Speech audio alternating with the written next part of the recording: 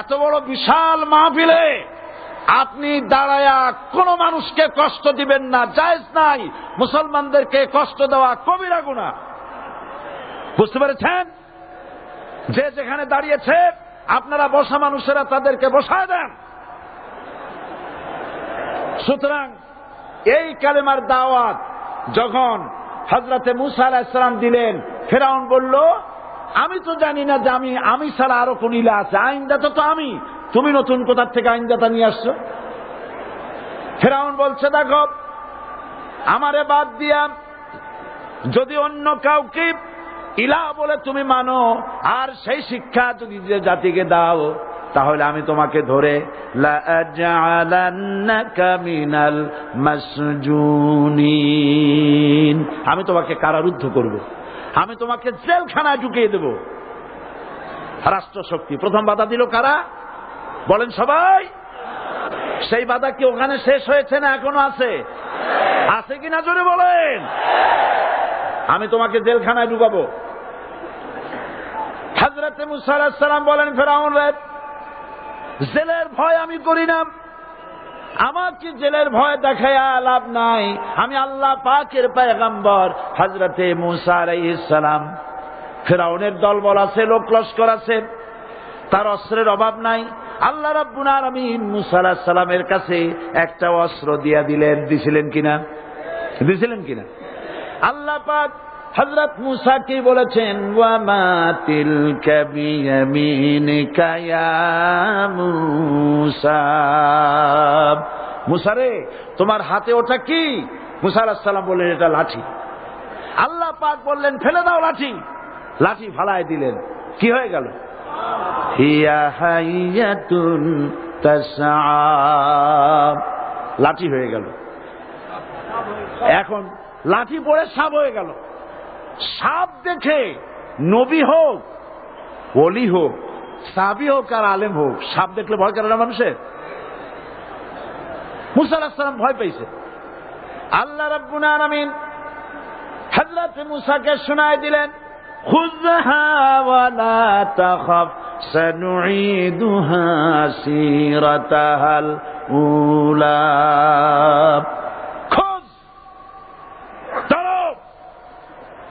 লা তাখাফ, ভয় পেও না। আল্লাহ বলছেন ধরো, ভয় পেও না। ধরার সঙ্গে সঙ্গে স্বাভাবিক অবস্থায় ফিরে আসবে, আবার লাঠি হয়ে যাবে। এখন আল্লাহ বলছেন ধরো। মুসা আলাইহিস সালাম কি ভয় পাওয়া উচিত হবে? আর উচিত হবে? মুসা আলাইহিস সালাম কি ভয় পাইছিলেন? কারণ হচ্ছে এই দুশমনের শক্তিটা খুব বড়ই দেখা যায়, মনে হয় যেন অনেক বড়, কি জানি কি।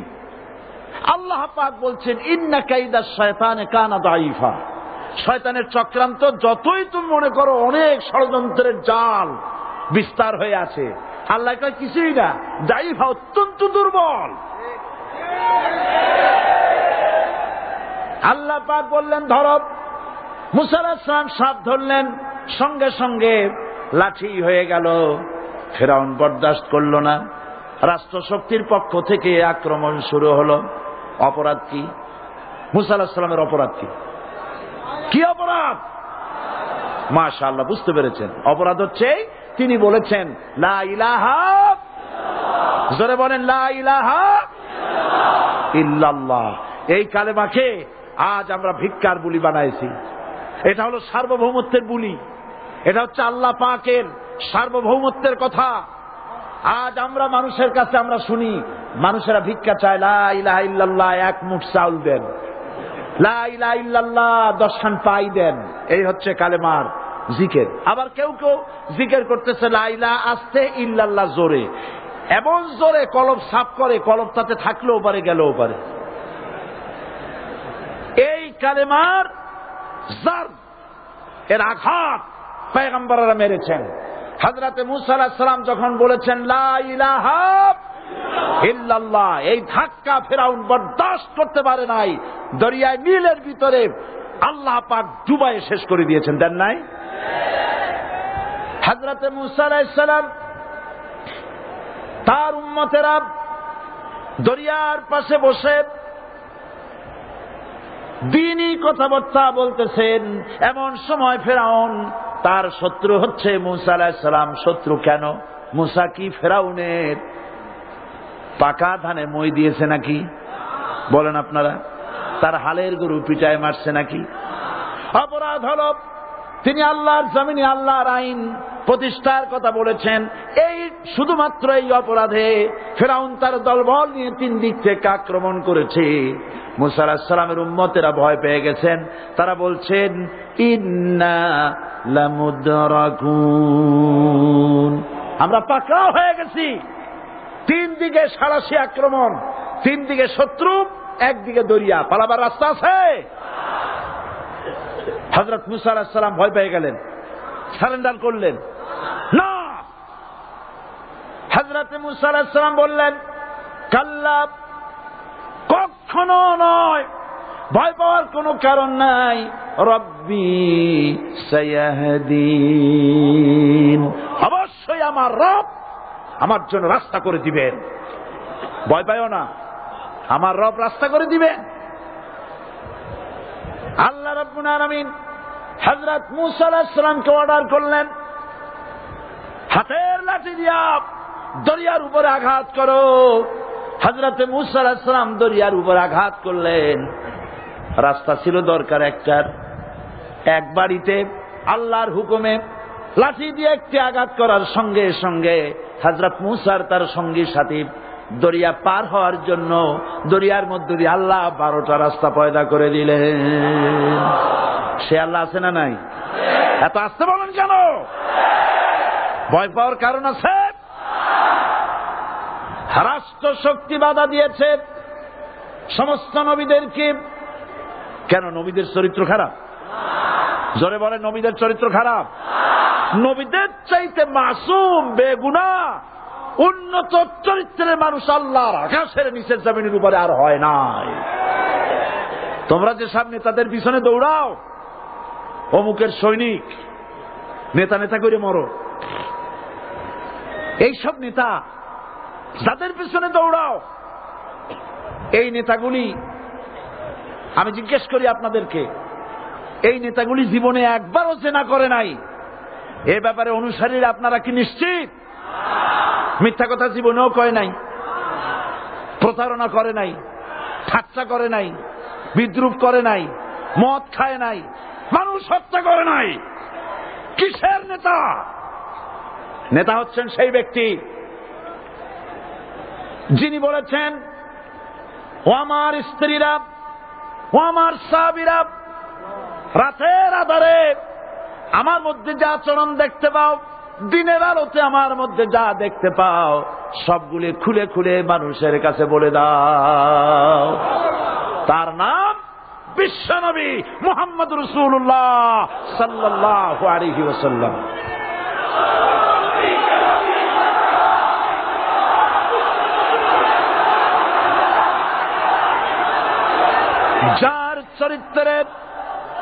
যার চরিত্রের সার্টিফিকেট আল্লাহ রাব্বুল আলামিন নিজে দিচ্ছেন, ওয়া ইন্নাকা লাআলা খুলুকিন আযীম। নবী হে, উন্নত চরিত্রের উপরে আপনি প্রতিষ্ঠিত। সুবহানাল্লাহ। কে সার্টিফিকেট দিচ্ছেন? আযীম, আযীম। আরবিতে চওড়াকে বলা হয় আরিদ, গভীরতাকে বলা হয় আমিক। কত প্রশস্ত, যা মাপার কোনো ফিতা নাই, কত গভীর, যা মাপার কোনো যন্ত্র নাই, এইটাকে আরবিতে বলা হয় আজিম। সুবহানাল্লাহ বলতে ইচ্ছে করে না?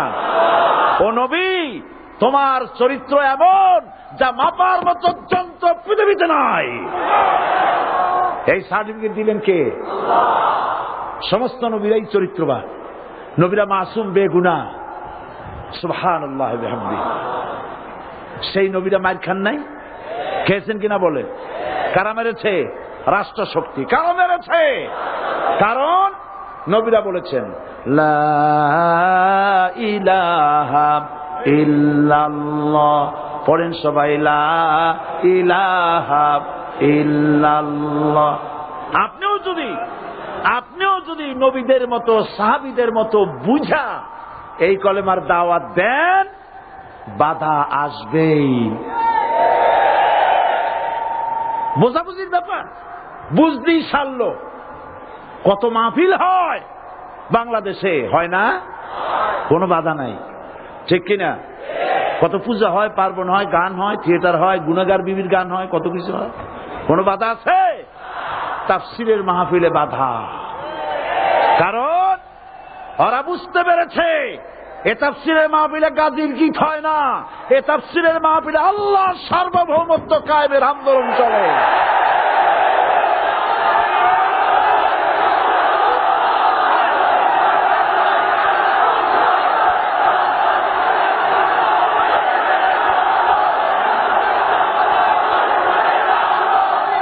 এবার দেখুন, এবার কলেমা বোঝেন, কালেমা বুঝুন।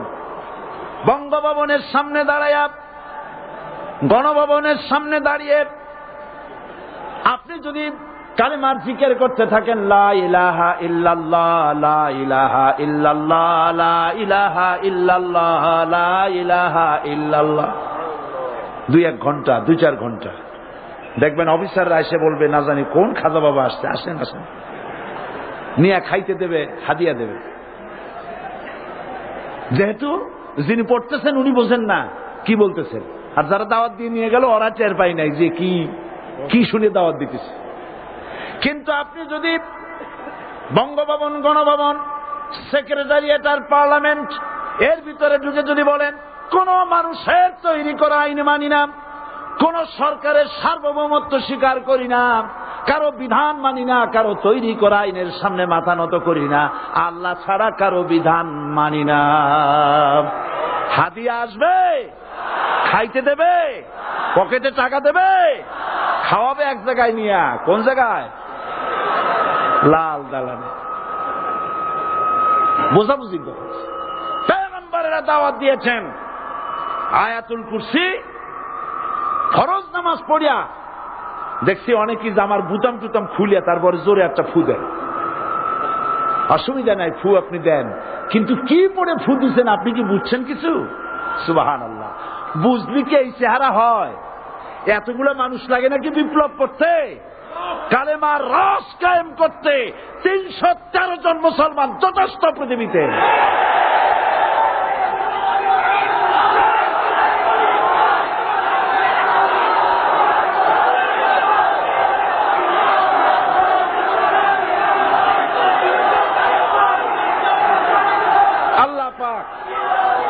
কোরআনে কারীমের মধ্যে আল্লাহ পাক বলেছেন, এমন একজন নবী পাঠাই নাই, ইয়া হাসরাতান আলাল ইবাদ, বান্দার উপরে আফসোস।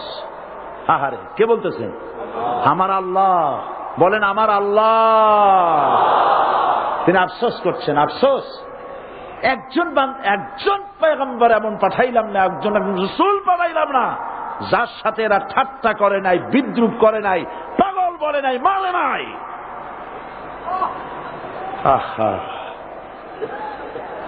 অপরাধ আল্লাহর সার্বভৌমত্ব প্রতিষ্ঠার অপরাধ।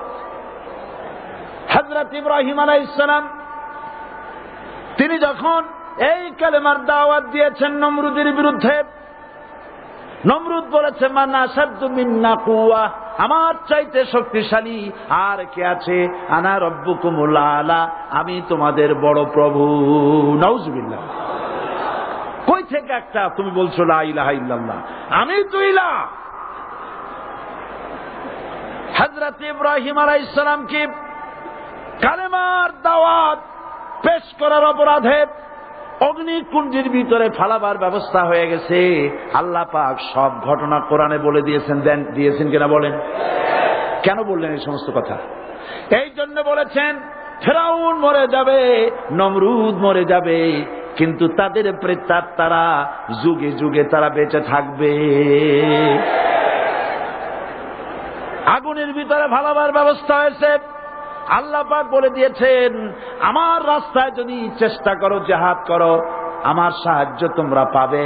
ওয়া কানা হাক্কান আলাইনা নাসরুল মুমিনিন, মুমিনদেরকে সাহায্য করা আমি আল্লাহর জন্য ওয়াজিব, সুবহানাল্লাহ বলবেন না? আলহামদুলিল্লাহ বলবেন না? আমার জন্য ওয়াজিব মুমিনদেরকে সাহায্য করা। ইব্রাহিম আলাইহিস সালামকে আগুনে ফেলানো হচ্ছে।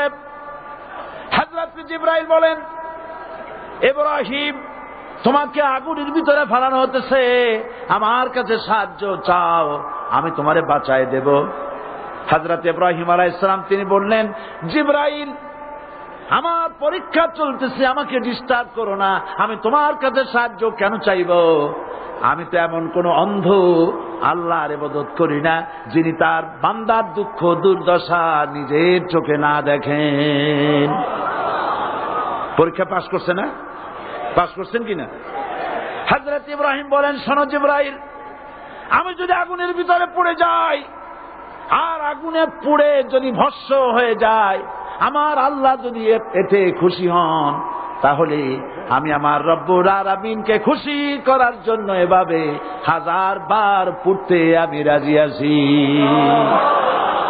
ইব্রাহিম আলাইহিস সালাম আগুনের ভিতরে পড়ে গেলেন। আল্লাহ রব্বুল আলামিন আগুনের প্রতি নোটিশ করে দিলেন, ইয়া নারু কুনি বারদাও ওয়া সালামান আলা ইব্রাহিম। আগুন আমার ইব্রাহিমের জন্য শান্তিদায়ক, ঠান্ডা হয়ে যা।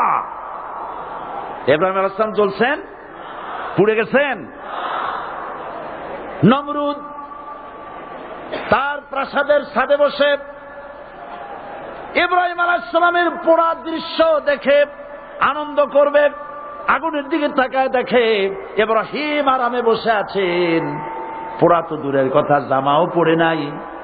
ও ডাক দিয়া বলে, রে আগুন, গোটা জাতি নিয়ে তোর পূজা করলাম, আমার দুশমন কেন জ্বালাইতে পারিস না? তোর জ্বালানো শক্তি কি নষ্ট হয়ে গেছে নাকি? আগুনের ভিতর থেকে আওয়াজ বেরিয়ে এলো, নমরুদ, আমার ভিতরে দাহ্য শক্তি, জ্বালানো শক্তি আছে কি নাই যদি প্রমাণ করতে চাও, টেস্ট করতে চাও, তুই নিজে আয়, তোরে সুদ্ধা তাম দুনিয়া জ্বালাই দিতে পারি, ইব্রাহিমের এক গাছা পশম জ্বালাইতে পারি না। বিশ্বকবি আল্লামা ইকবাল কি সুন্দর করে বলেছেন, আজ ভি হো জু ইব্রাহিম কা ইমা পয়দা आग कर सकती है एक अंदाजे गुलिस्ता पैदा। ইব্রাহিমের ঈমান যদি আজও কোথাও হয় বিদ্যমান, করতে পারেন অগ্নিকুণ্ডে খুবসুরত এক গুলিস্তান। এখনো যদি ইব্রাহিমের সন্তানদেরকে আগুনের মধ্যে ফেলে দেওয়া হয়, আর ইব্রাহিম ঈমান যদি থাকে, আগুনকে ফুলের বাগান বানাবার ক্ষমতা আল্লাহর আছে। চিরকাল আল্লাহ পাক এই কালেমাকে দিয়েছেন আল্লাহর সার্বভৌমত্বকে প্রতিষ্ঠা করার জন্য। আয়াতুল কুরসি শুধু পড়ে বুকে ভু দেওয়ার জন্য নয়, পড়েন আমার সাথে, আল্লাহু লা ইলাহা ইল্লা হুয়াল হাইয়ুল কাইয়্যুম। দুনিয়ার সমস্ত পয়গম্বর অত্যাচারিত হলেন, শুধু তাই নয়, বিশ্ব নবী আখিরি জামানার পয়গম্বর নবী মুহাম্মদ রাসূলুল্লাহ সাল্লাল্লাহু আলাইহি ওয়াসাল্লাম জাতির কাছে আসলেন। তিনি এসে বললেন, ইয়া আইয়ুহান নাস কুলু লা ইলাহা ইল্লাল্লাহ। প্রথম দাওয়া শুনছেন কথা? রাসূলুল্লাহ বলছেন, ও জাতি, আমার রাসূল তো মক্কার রাসূল না শুধু, মদিনার রাসূল না শুধু, আরবি ভাষা ভাষীদের রাসূল না শুধু, আমার নবী কি নবী? চিল্লায় বলেন। তাই তিনি বলেছেন, ও বিশ্বের মানবতা, বিশ্বের মানব গোষ্ঠী, যদি মুক্তি পেতে চাও, নাজাত পেতে চাও, উচ্চারণ করো, বিশ্বাস করো, আমল করো, বলো লা ইলাহা ইল্লাল্লাহ। জোরে পড়েন, লা ইলাহা ইল্লাল্লাহ, লা ইলাহা ইল্লাল্লাহু মুহাম্মাদুর রাসূলুল্লাহ। আবু জাহেল বুঝছিল কলেমার অর্থ? কথা বলেন না কেন? আবু জাহেল বুঝছিল? উতবা, সাইবা, মুগিরার গোষ্ঠীরা বুঝছিল? বুঝেছে। তারপরে তারা চিন্তা করলো যে সর্বনাশ তো করছে, লা ইলাহা, কোন ইলাহ নাই, আইনদাতা নাই, বিধানদাতা নাই, তাহলে আমরা কি ঘরে বসে বসে কি করব? উনি নতুন একজন ইলাহ নিয়ে আসছে, আল্লাহ ছাড়া কোন ইলাহ নাই, তাহলে আমাদের কাজটা কি? প্রথমে তারা চেষ্টা করলো যে একটু দেখি নরম নরম ভাবে হয় নাকি। চলে গেল আবু তালেবের কাছে, আসে না হাদিসে বলল, আবু তালেব তুমি তো কুরাইশদের নেতা, তোমার ভাইয়ের ছেলে কয়টাই কি? কি আশ্চর্যজনক কথা, লা ইলাহা ইল্লাল্লাহ, আল্লাহ ছাড়া কোন ইলাহ নাই, তা আমরা করব কি? তোমার ভাতিজাকে বুঝাও লা ইলাহা ইল্লাল্লাহর দাওয়াত বন্ধ করে দিক, এর বিনিময়ে টাকা লাগে টাকা দেব, সোনা লাগে সোনা দেব, যত সুন্দরী মেয়ে চায় তাও দেব, নেতৃত্ব চায় তাও দেব, তবু যেন কালেমার দাওয়াত না দেয়। আসিনে কা হাদিসে আছে কিনা? নবীজি যখন বাড়ি ফিরলেন, চাচা আবু তালেব নিজের কলিজার টুকরা সন্তান হযরত জাফর আলীর চাইতে তিনি ভালোবাসতেন কলিজার মতো করে মুহাম্মদ সাল্লাল্লাহু আলাইহি সাল্লামকে। বলছে, বাবা এমন কথা কেন বলো যাতে লোকেরা খেপে যায়? এই কথাগুলি বলো না, ওরা আমার কাছে এই সব প্রস্তাব দিয়ে গিয়েছে। রাসূলুল্লাহ প্রস্তাব শুনে এগ্রি করলেন। জি, আমার নবী বলেন, ও আমার চাচা আবু তালেব প্রস্তাবকারীদেরকে শুনিয়ে দিন। হুজুরের সাথে তখন অনেক লোকজন নাকি, অনেক অস্ত্রপাতি, কিচ্ছু নাই, আল্লাহর শক্তি ছাড়া কিছুই না। আমার নবী বলেন, ও আমার চাচা আবু তালেব প্রস্তাবকারীদেরকে শুনিয়ে দেন, যেটা দেওয়া সম্ভব সেটা তো দূরের কথা, যেটা দেওয়া সম্ভব নয় তাও যদি তারা দিতে পারে আমারে, যেমন আকাশের সূর্যটা ধরে এনে ওরা যদি আমার ডান হাতে তুলে দেয়, আকাশের পূর্ণিমার চাঁদটা ধরে যদি বাম হাতে আমার তুলে দেয়, এর বিনিময়ে এক মুহূর্তের জন্য তাওহীদের দাওয়াত আমি বন্ধ করে দেব না। সুবহানাল্লাহ।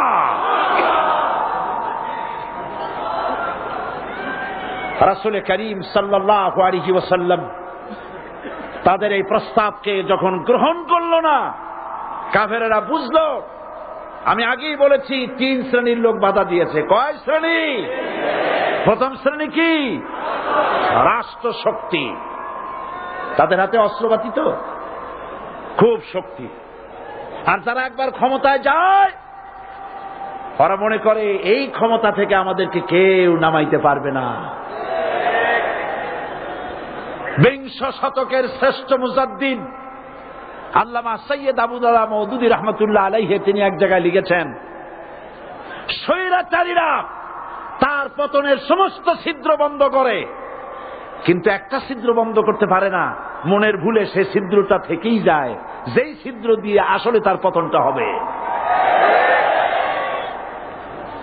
ক্ষমতায় গিয়ে মনে করে চিরকাল ক্ষমতায় থাকবো। ভারতের প্রধানমন্ত্রী পণ্ডিত জওয়াহরলাল নেহেরু রাঁচি পাগলাগারদে গিয়েছেন, মেন্টাল হসপিটাল।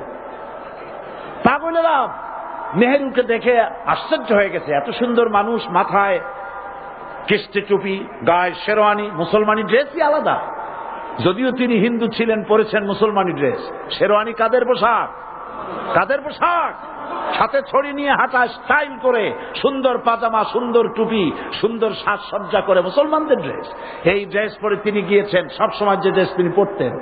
পাগলেরা জিজ্ঞেস করছে, তুমি কে গো? উনি বলছেন, আমারে চেনো নাই, আমি ভারতের প্রধানমন্ত্রী পণ্ডিত জওয়াহরলাল নেহেরু। পাগলেরা বলছে, ও সেই কথা, আমরাও যখন এই হসপিটালে আসছিলাম এই তোমার মতো লম্বা লম্বা কথা আমরাও বলছি, থাকো আমাদের সাথে কিছুদিন, তোমার মাথাও ঠান্ডা হয়ে যাবে। ক্ষমতায় যারা থাকে, ক্ষমতার মোহে চতুর্দিকে অন্ধকার দেখে, মনে করে আমার পতন আর হবে না। কিন্তু তোমাকে বুঝিবে যে গোকুলে বাড়ি শেষে গাড়ির চাকা সব সময় উপরে থাকে না, গাড়ির চাকা সব সময় উপরে থাকলে গাড়ি তো চলবেই না, গাড়ির চাকা ঘোরে বলেই তো গাড়ি চলে।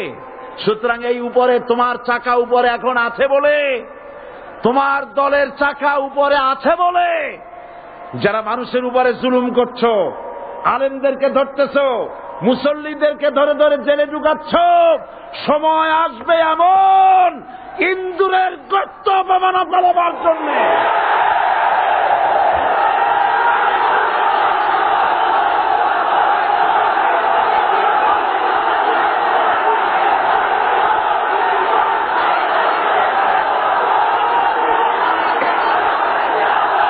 আবু জাহেলের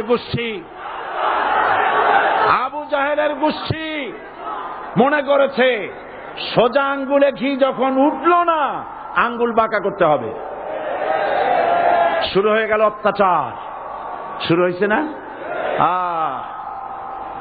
হযরত সুমাইয়া রাদিয়াল্লাহু তাআলা আনহা কি নির্মম ভাবে, নিষ্ঠুর ভাবে তাকে শহীদ করা হলো। খাব্বাব, হুবাইব, হযরত খাব্বাব রাদিয়াল্লাহু তাআলা আনহুকে দেখে হযরত ওমর একদিন বলছিলেন, খাব্বাব তোমার পিঠে এত গর্ত কেন? এত গর্তওয়ালা পিঠ আর এত চিকুন কোমর আমি তো জীবনেও দেখিনি।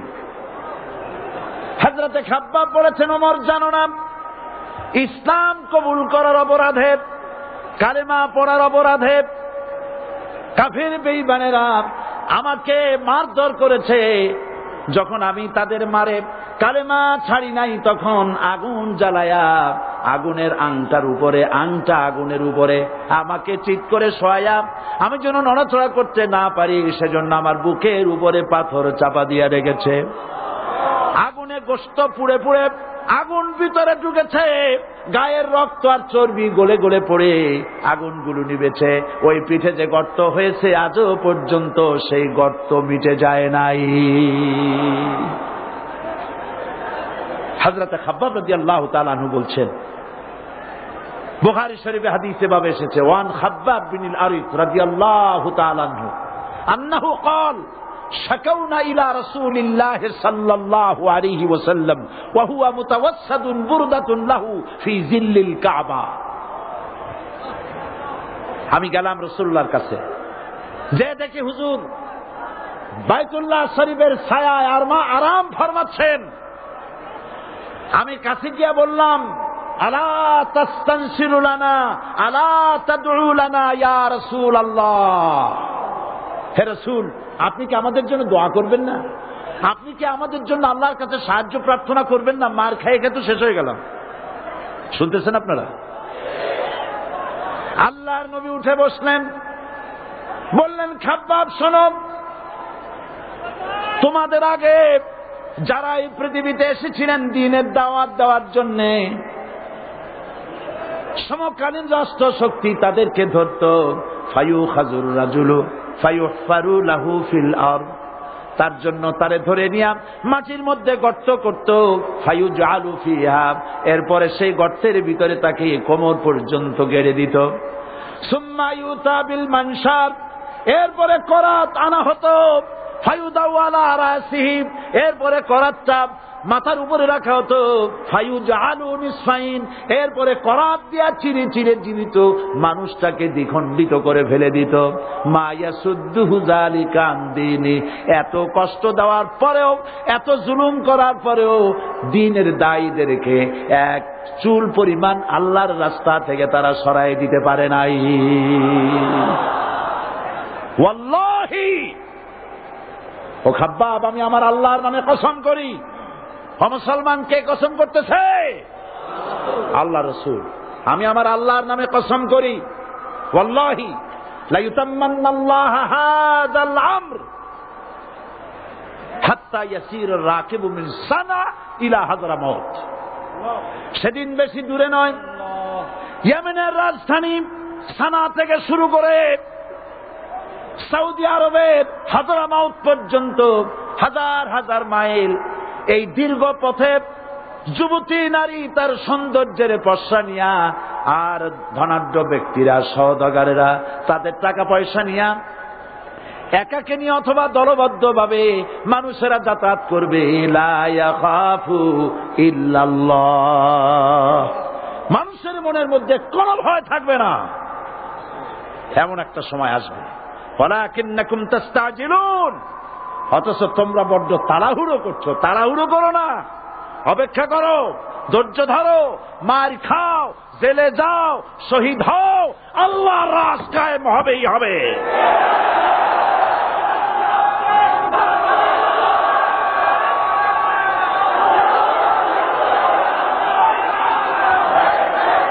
বিল্ডিং থেকে শিক্ষা গ্রহণ করুন।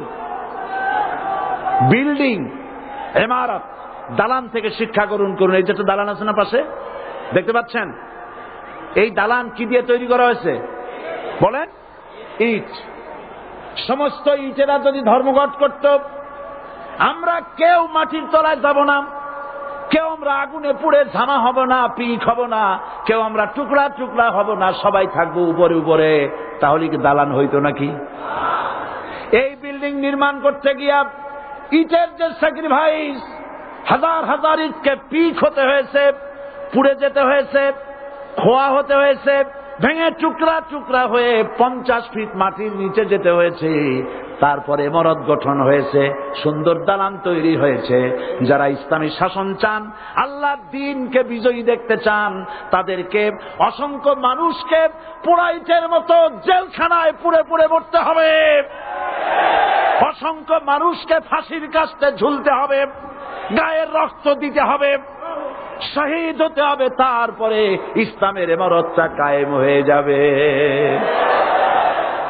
শায়ের কবি কি সুন্দর করে বলছেন, কবি সুন্দর করে বলছেন, ये शहादत गाहे उल्फत में कदम रखना, ये शहादत गाहे उल्फत में कदम रखना, लोग समझते हैं आसा है मुसलमान होना। মানুষেরা মনে করে মুসলমান হওয়া খুব সহজ জিনিস। না, মুসলমান হওয়ার অর্থ হলো শাহাদাতের ঈদগাহে শামিল হয়ে যাওয়া।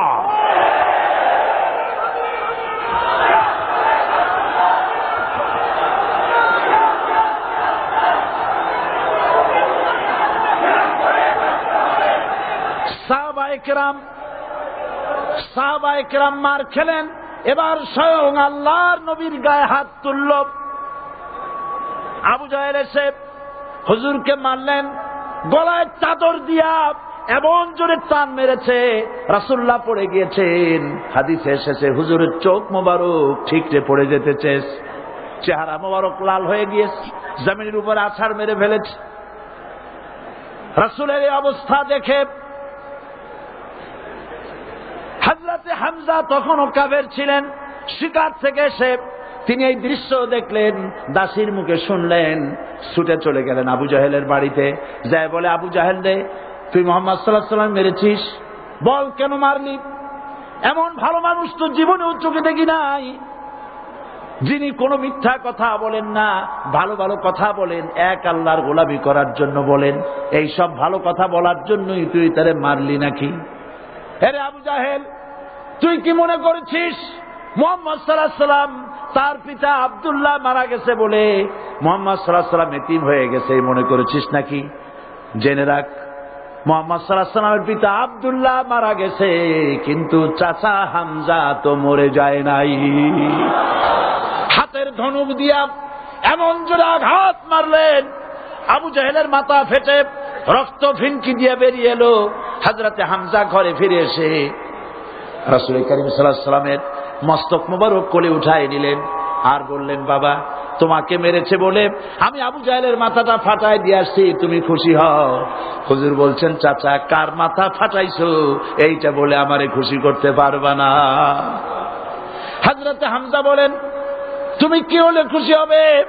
হুজুর বলেন, হামজা চাচা গো, আমি খুশি হব যদি একটিবার চাচা তোমার মুখে শুনতে পাই ঈমানের কালেমা। হযরতে হামজা বলেন, মুহাম্মদ সাল্লাল্লাহু আলাইহি ওয়াসাল্লাম, আমি বুঝতে পেরেছি তুমি কোন সাধারণ মানুষ নয়। সাধারণ মানুষ হলে পরে তুমি প্রতিশোধে বিশ্বাসী হতে, খুশি হতে। প্রতিশোধে বিশ্বাসী হও নাই, তুমি অবশ্যই আল্লাহর নবী, কোন সন্দেহ আমার নাই।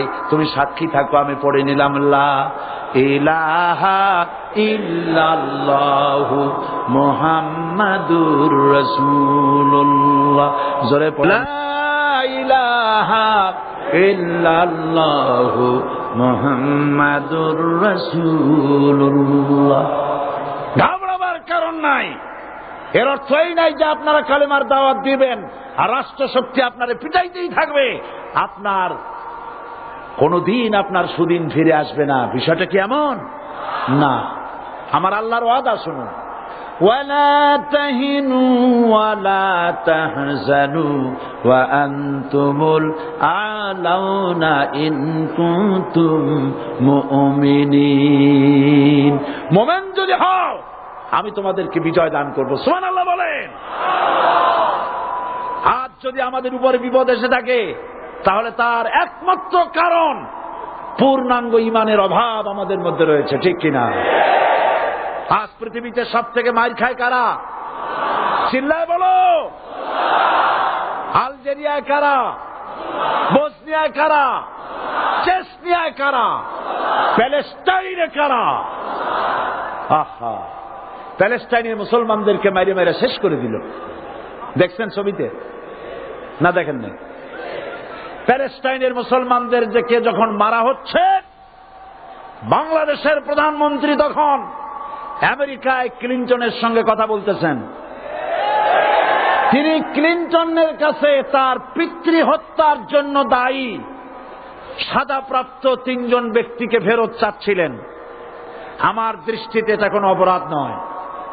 সন্তান তার পিতার প্রতি আকর্ষণ থাকবে।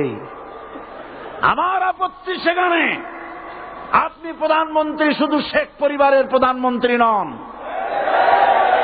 শুধু আওয়ামী লীগের প্রধানমন্ত্রী হওয়া উচিত নয় আপনার।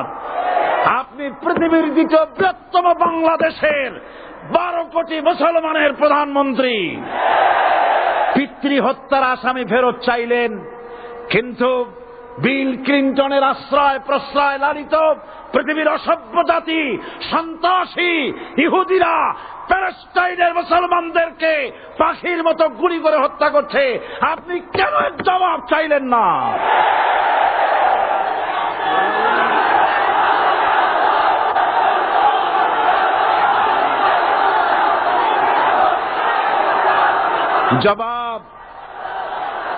জবাব আপনি চাইতে পারবেন না, কারণ মুনাফিকদের সাহস হয় না, সাহস হয় মুমিন ব্যক্তি। বিল ক্লিনটনকে বলা দরকার ছিল, এই ইসরায়েলকে তোমরাই বসিয়েছ, মধ্যপ্রাচ্যের বিষ ফোড়ায় পরিণত করেছ তোমরা। তবে হ্যাঁ, যুরিবাত আলাইহিমুয যিল্লাতু ওয়াল মাসকানা ওয়া বাউ বিগাদাবিন মিনাল্লাহ। আল্লাহর গজব আসবে, ইহুদিরা পৃথিবী থেকে নিশ্চিহ্ন হবেই হবে ইনশাআল্লাহ। দেখেছেন তাকায়া প্যালেস্টাইনে ইসরায়েলিরা হেলিকপ্টার, গানশিপ, কামান, বোমা নিক্ষেপ করছে, আর প্যালেস্টাইনের শিশু কিশোর যুবকেরা ইহুদিদের নিক্ষিপ্ত বোমা আর কামানের মোকাবেলা করতেছে পাথর দিয়ে। আমি আমার অন্তরের অন্তঃস্থল থেকে ধন্যবাদ জানাই, মোবারকবাদ জানাই খালিদ বিন ওলীদের উত্তরসূরি, খাব্বাব খোবাইবের উত্তরসূরি প্যালেস্টাইনের ওই সব যুবকদেরকে যারা কাফের বেঈমান ইহুদিদের মোকাবেলা করতেছে ইট আর পাথর দিয়ে। আর আমি আমার অন্তরের অন্তঃস্থলের সমস্ত ঘৃণা দিয়ে আমি ধিক্কার জানাই পৃথিবীর মুসলিম শাসকদেরকে, যারা মুসলমানদের মার দেখে চুপ করে যারা বসে আছে।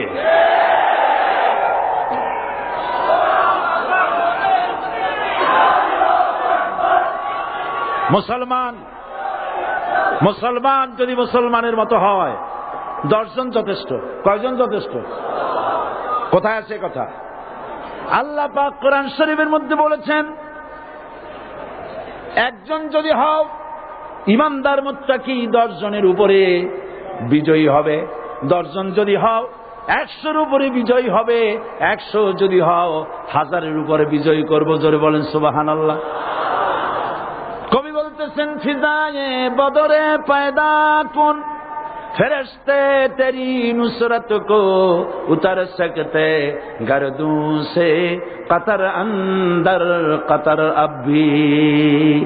বদরের মুসলমানদের মতো ঈমান আনো, তাহলে আকাশ থেকে কাতারে কাতারে ফেরেশতা নাজিল করে দিয়ে আল্লাহ পাক তোমাদেরকে সাহায্য করবেন। সুবহানাল্লাহ। সে আল্লাহ আছে না নাই? জোরে বলেন, আছে না নাই?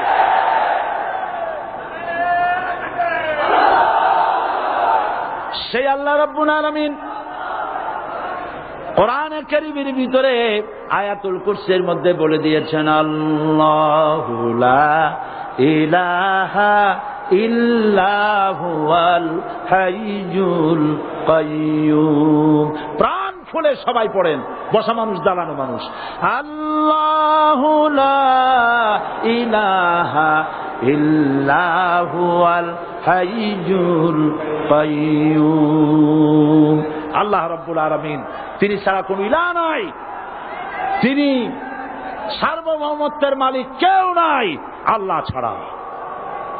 এই কথা মানুষকে ঘোষণা করতে হবে। বাধা, এই কথা বললেই বাধা দেবে কয় শ্রেণীর লোক? 3 শ্রেণী। প্রথম শ্রেণী হচ্ছে কে? রাষ্ট্রশক্তি। আজও তারা বাধা দিচ্ছে। আল্লাহর আইন দিয়ে দেশ চালাও, তারা তাদের মন মর্জি মোতাবেক আইন দিয়ে দেশ চালাবে। আল্লাহ পাক বলছেন, আলা আলাহুল খালকু ওয়াল আমরু, সৃষ্টি যার, আইন চলবে তার। কারো বাবার আইন চলতে পারে না, নিজেদের তৈরি করা আইন চলবে না। ইনিল হুকমু ইল্লা লিল্লাহ, একমাত্র আইন চলবে কার? এই আইন রাসূল করিম সাল্লাল্লাহু আলাইহি ওয়াসাল্লাম মদিনায় কোরআন দিয়ে প্রতিষ্ঠিত করেছিলেন। আল্লাহর বিধান, আল্লাহর সার্বভৌমত্ব কায়েম করেছিলেন। কোরআন সংবিধান হলো, চুরি বন্ধ হলো, ডাকাতি বন্ধ হলো, জেনা বন্ধ হলো, হত্যা বন্ধ হলো, ধর্ষণ বন্ধ হলো, সব কিছু বন্ধ হয়ে গিয়ে মুসলমানেরা শান্তি লাভ করলো, পৃথিবীর মানুষ শান্তি লাভ করলো। সুবহানাল্লাহ বিহামদিহি। আজ মুসলমানেরা শত্রু চেনে না, বন্ধু চেনে না। বন্ধুকে বানায়েছে শত্রু, শত্রুকে বানায়েছে বন্ধু। কে বন্ধু কে শত্রু চিনাই দিবেন কে? আল্লাহ। বলেন কে দিবেন? আল্লাহ রাব্বুল আলামিন কোরআনে কারীমের মধ্যে পরিষ্কার করে বলেছেন, লাতাজিদান্না শাদ্দান নাসি আদাওয়াতান লিল্লাযীনা আমানুল ইয়াহুদা ওয়াল্লাযীনা আশরাকু। আল্লাহ পাক বলছেন, হে রাসূল, মানুষের ভিতরে 2টা শ্রেণী মুমিনদের জন্য সব থেকে জঘন্য দুশমন। কয়টা শ্রেণী? 2টা। একটা হলো ইহুদ, আর একটা হলো মুশরিক। একটা হলো ইহুদি, আর একটা হলো মুশরিক। এটা হলো তোমাদের দুশমন। আর আজ আমাদের দেশে, পৃথিবীর বিভিন্ন দেশে মুসলমানেরা মুশরিকদের সঙ্গে সম্প্রীতি বাড়াচ্ছে, মুসলমানদের সাথে শত্রুতা বাড়াচ্ছে। আজ আমার দেশে পূজা পার্বণে বাধা নাই। পূজা পার্বণে বাধা আছে? পূজা পার্বণে বাধা নাই। বাধা কোথায়? কোরআন শরীফের তাফসীর মাহফিলে। কোরআনের তাফসীরের মাহফিলে বাধা দেওয়া হচ্ছে। গান বাজনায় 144 ধারা নাই, কিন্তু কোরআন শরীফের মাহফিলে 144 ধারা দেওয়া হচ্ছে। যারা দিচ্ছে তারা আবার উমরাও করে, হজও করে। ওরা আমাদের বলে আমরা নাকি ধর্মের নামে রাজনীতি করি, বলে না? আমরা নাকি ধর্মের নামে রাজনীতি করি। আমি বলি, ধর্মের নামে আমরা রাজনীতি করি না, আমরা ধর্মীয় রাজনীতি করি। কথাটা বুঝে আসছে কিনা? ধর্মের নামে রাজনীতি তো সেই ব্যক্তি করে 1996 সনের নির্বাচনের আগে যিনি মাথায় পট্টি বেঁধেছিলেন, যিনি শপথ গ্রহণের সময় হাতে তসবিহ পড়েছিলেন। ধর্মের নামে রাজনীতি তিনি করেছেন। আজ অনেকগুলি ডিগ্রি পেয়েছেন তিনি, অনেকগুলি ডিগ্রি পেয়েছেন। কয়টা? মুখস্থ হয়ে গেছে আপনাদের। শকুনেরা, শকুন যদি গরুর গোশত কিনে খাওয়া লাগতো, 80 টাকা কেজি দরে শকুনে এত গোশত কিনা খাইতে পারতো না। লেখাপড়া করে যদি ডিগ্রি নেওয়া লাগতো, এত ডিগ্রি কপালে জুটতো না। পয়সা দিয়া ম্যানেজ করা ডিগ্রি, কিন্তু 9টা নিলে কি হবে? আসল ডিগ্রিটা এখনো বাকি আছে। আসল ডিগ্রি কোনটা?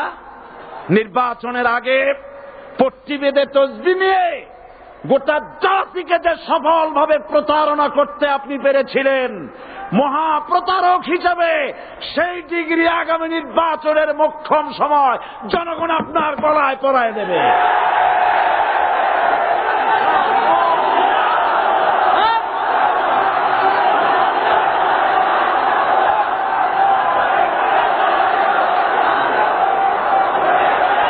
সুতরাং ধর্মের নামে রাজনীতি নয়, আমরা ধর্মীয় রাজনীতি করি, আমরা এই কোরআনের রাজনীতি করি। এই কোরআন নিয়ে বাঁচতে চাই, এই কোরআন নিয়ে মরতে চাই, এই কোরআন থেকে আমাদেরকে বিচ্ছিন্ন করতে চায় কাফের বেঈমান মুশরিকেরা। ও আমার জাতি, কোরআন থেকে যারা বিচ্ছিন্ন করতে চায়, তোমরা কি তাদের বিরুদ্ধে জিহাদের জন্য প্রস্তুত থাকবে?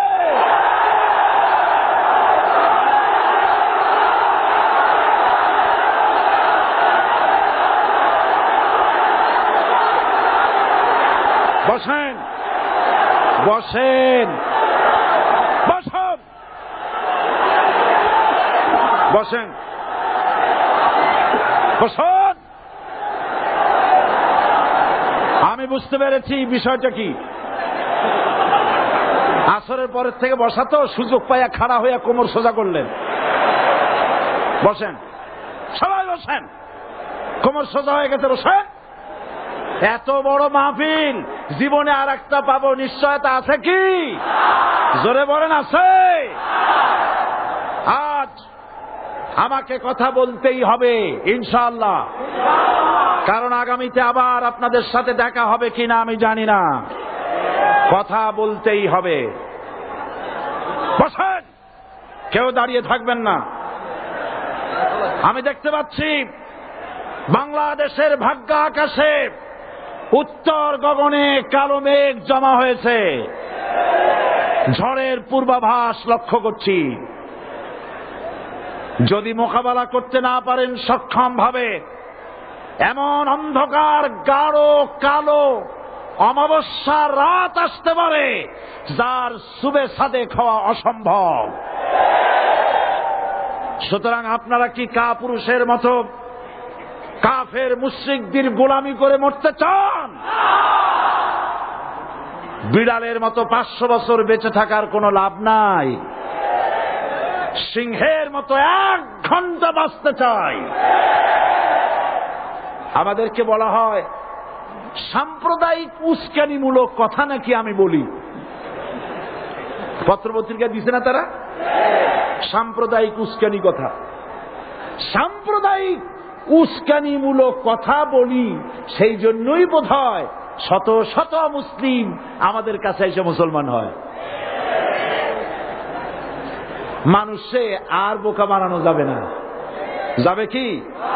আর বোকা বানানো যাবে? তারপর বলছে কি?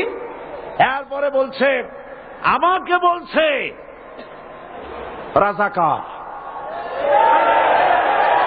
শুনে রাখো চট্টগ্রামের লক্ষ লক্ষ জনতা, পার্লামেন্টে যখন আমাকে এই কথা বলা হয়েছিল, আমার পার্লামেন্টের কলিগ জাফরুল্লাহ চৌধুরী সাহেব বসে আছেন এখানে।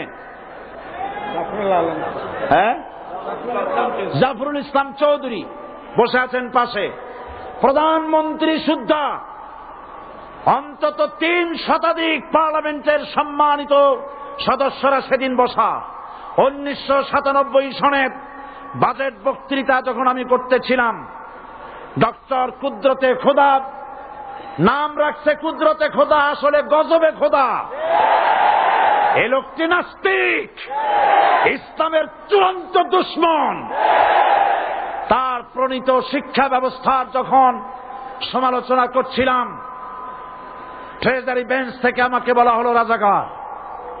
আমি আমার সমস্ত শক্তি একত্রিত করে বলেছিলাম, শুধুমাত্র হিন্দুস্তানের রাজাকারেরাই আমাকে রাজাকার বলতে পারে। আমি বলেছিলাম 1973 সন পর্যন্ত আমি বাংলাদেশের কোন রাজনৈতিক দলের নেতা এবং কর্মী ছিলাম না। আমি রাজাকার নই। আমাকে রাজাকার বলে যদি তাকেও প্রমাণ করতে না পারে 10 কোটি টাকার মানহানি মামলা দায়ের করব। আমার এই বক্তব্য সারা দুনিয়া শুনেছে, পার্লামেন্টে আমার এই বক্তব্য রেকর্ড হয়ে আছে। সেদিন 3 শতাধিক পার্লামেন্ট মেম্বারের কেউ আমার চ্যালেঞ্জ গ্রহণ করেন নাই। যে কোনো ব্যক্তি পার্লামেন্টে গিয়ে আমার বক্তৃতা দেখে আসতে পারেন। এরপরে 1997 সনের 7ই অক্টোবর দৈনিক জনকণ্ঠ পত্রিকা যখন আমার বিরুদ্ধে লিখল, সেই পত্রিকায় সাঈদীর ওপেন চ্যালেঞ্জ 8ম পাতা, 1997 7ই অক্টোবর, এত বড় 2 কলমে হেডিং।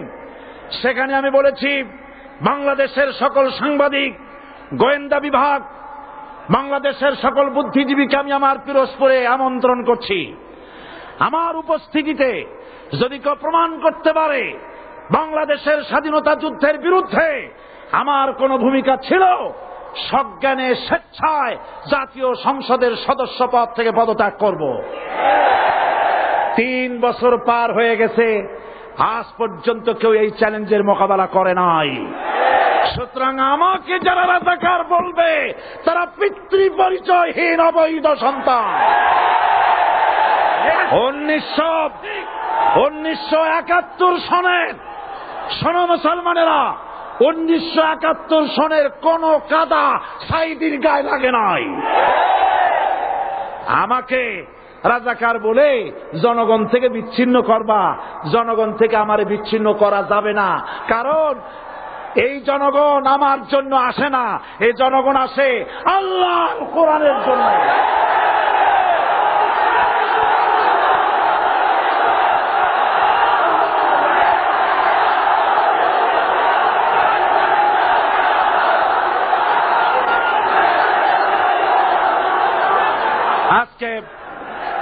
আজ যারা ইসলামের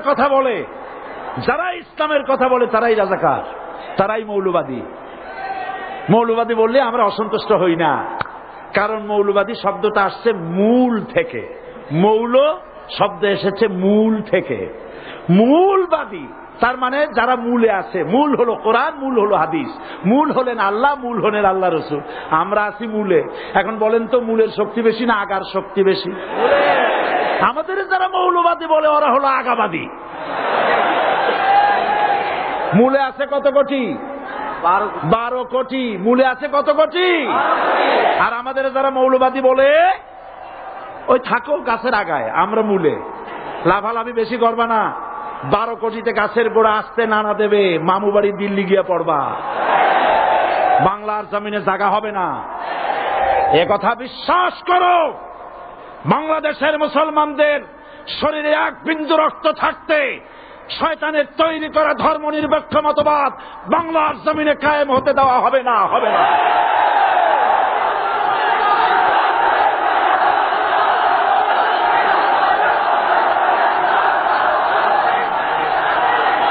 রাসূল করিম সাল্লাল্লাহু আলাইহি ওয়াসাল্লাম কোরআন প্রতিষ্ঠার জন্য আন্দোলন করেছিলেন। আয়াতুল কুরসি আমাদের সে কথাই শিখেছে। আল্লাহ রাব্বুল আলামিন বলেন, আল্লাহু লা ইলাহা ইল্লা হুয়াল হাইয়ুল কাইয়্যুম। প্রাণ খুলে পড়েন, আল্লাহু লা ইলাহা ইল্লা হুয়াল হাইয়ুল কাইয়্যুম। আল্লাহ হচ্ছেন তিনি যিনি ছাড়া কোনো ইলাহ নাই, আইনদাতা নাই, বিধানদাতা নাই। আমরা মানুষের তৈরি করা আইন মানি না। 12 কোটি মুসলমানের দেশে আইন তৈরি করবে মানুষ, আমরা মানব না। পার্লামেন্টে তৈরি হতে হবে কোরআন দিয়ে, পার্লামেন্টে আইন তৈরি হতে হবে কোরআন দিয়ে। সুতরাং ভয় যতই পান আর যতই ষড়যন্ত্র করেন, 4 দল যখন একত্রিত হয়েছে, ঐক্যবদ্ধ থাকবে, সরকার ঐক্যবদ্ধভাবে গঠন হবে, নির্বাচন ঐক্যবদ্ধভাবে হবে এবং কোরআন হবে, আল কোরআনের পার্লামেন্ট হবে বাংলাদেশে।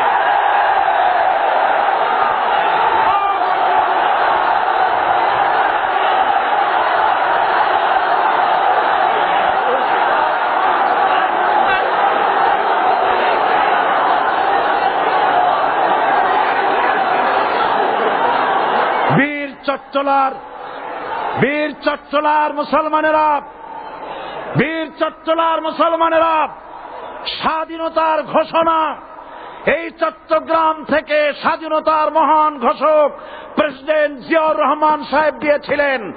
এই চট্টগ্রাম থেকেই ইসলামী রাষ্ট্রের ঘোষণা হবে।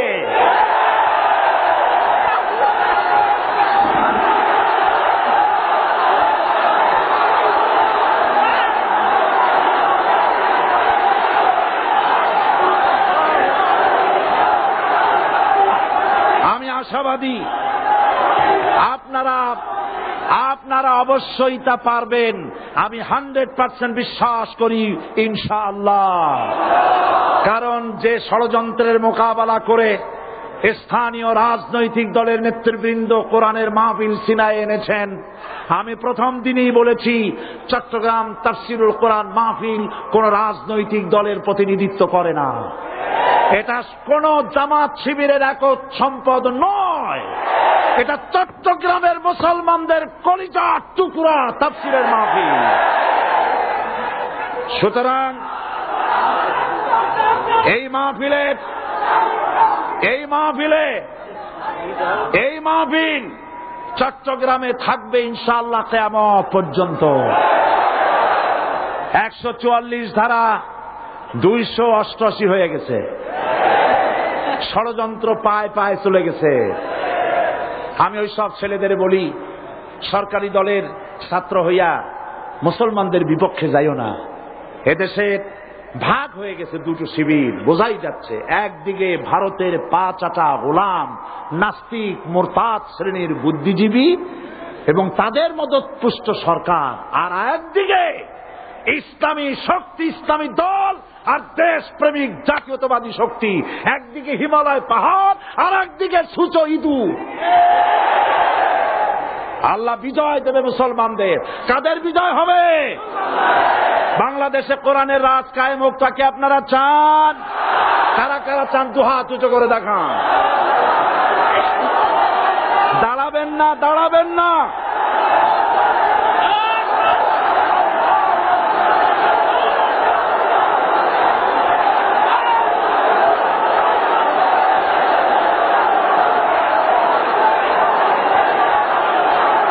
বসুন, বসুন, আবার বসেন, বসুন। জোরে সোরে জিকির করেন লা ইলাহা, আরো জোরে লা ইলাহা, লা ইলাহা,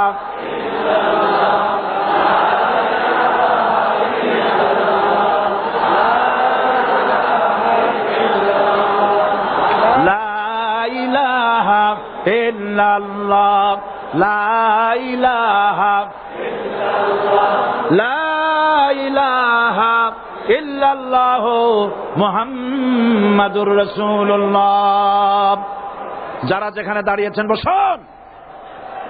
3 শ্রেণীর লোকেরা আল্লাহর কালেমায় বাধা দিয়েছে। কয় শ্রেণী? একটা হলো রাষ্ট্রশক্তি, 2 নম্বরে মনে আছে ধনাঢ্য পুঁজিপতির গোষ্ঠী, ওরাও বাধা দিয়েছে। কারণ ইসলামকে বলা হয় পুঁজিবাদের আশ্রয়স্থল। নাউজুবিল্লাহ। সর্বপ্রথম ইসলাম কবুল করেছে কারা? ধনীরা না গরিবরা? কারা? গরিবেরা। সুতরাং ধনাঢ্য ব্যক্তিরা মনে করলো যে আমাদের তো সর্বনাশ হয়ে যাবে, আমরা দাস দাসী ধরে রাখতে পারবো না, আমরা মানুষকে শোষণ করতে পারবো না, যে নতুন কলেমার দাওয়াত আসছে। সুতরাং সরকারের হাতকে তারা পয়সা দিয়া শক্ত করেছে আর বলেছে যত টাকা লাগে এই লোকগুলারে ঠ্যাঙ্গান। আজও আছে কিনা? তা আছে কিনা? 3 নম্বরে বাধা দিয়েছে ধর্মের নামের এক শ্রেণীর কায়েমি স্বার্থবাদী শক্তি, যার সম্পর্কে সূরা তাওবায় আল্লাহ পাক বলেছেন ইন্না কাসীরাম মিনাল আহবারি ওয়ার রুহবান লা ইয়াকুলুনা আমওয়ালান নাস বিল বাতিল ওয়া ইয়াসুদ্দুনা আন সাবিলিল্লাহ। ইহুদি আহলে কিতাবদের মধ্যে এক শ্রেণীর বুজুর্গ ধরনের লোক, দরবেশ জাতীয় লোক, যারা নাকি মানুষের সম্পদকে বাতিল পন্থায় ভক্ষণ করে, ওয়াসুদ্দুনা আন সাবিলিল্লাহ, এবং আল্লাহর রাস্তায় চলার জন্য মানুষকে বাধা প্রদান।